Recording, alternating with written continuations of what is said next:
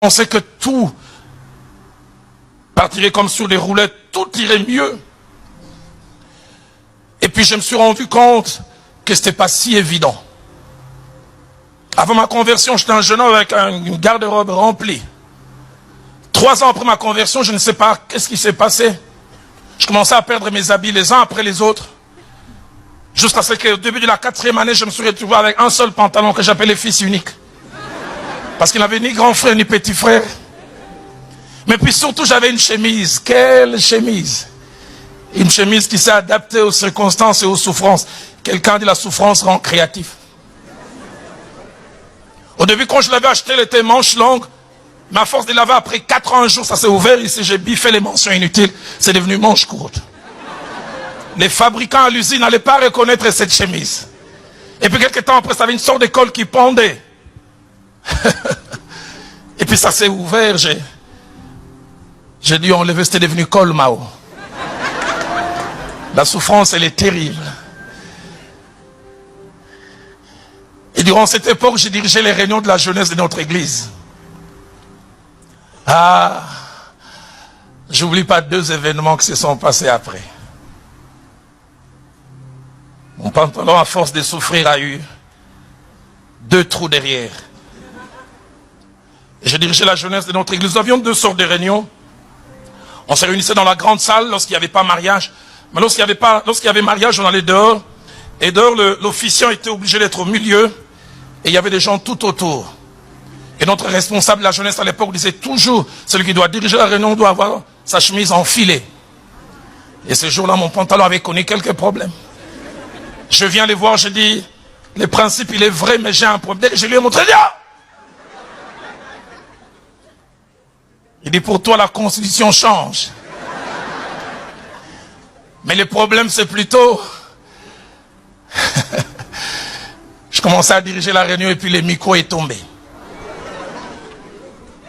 Si c'était ici, il n'y aurait pas de problème. Mais là, j'étais entouré. Si je faisais comme ça pour les ramasser, il y aura un film enfant non admis derrière. J'ai dû descendre comme un ascenseur. Et remonter.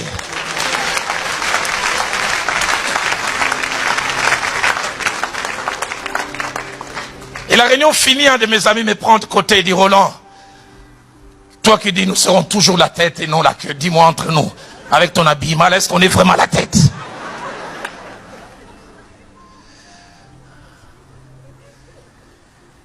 Que faire lorsqu'il y a décalage entre les promesses et la réalité? Je n'ai pas osé lui dire qu'on n'était pas la tête, j'ai dit on n'est pas, c'est vrai, la tête. Il dit alors on est quoi? Je ne voulais pas dire on est la queue parce que je ne voulais pas faire honte à mon Dieu, mais dans mon cœur je me disais je ne suis pas très loin de la queue. Mais ma Bible à moi dit, le malheur atteint souvent le juste. Mais l'Éternel en délivre quelquefois. Le plus souvent, ma Bible à moi dit, toujours. Toujours. J'aimerais dire à quelqu'un, quoi qu'il arrive, je ne sais pas quoi tu es en train de passer. Nous le verrons tout à l'heure avec Ézéchiel. Tiens ferme. Tiens bon. Ne lâche pas. N'abandonne pas. Réagis de la bonne manière et avec Dieu cela est possible. Cela est vraiment possible. Au début de ma foi, j'ai lu ces passages. J'ai dit est-ce que c'est cohérent?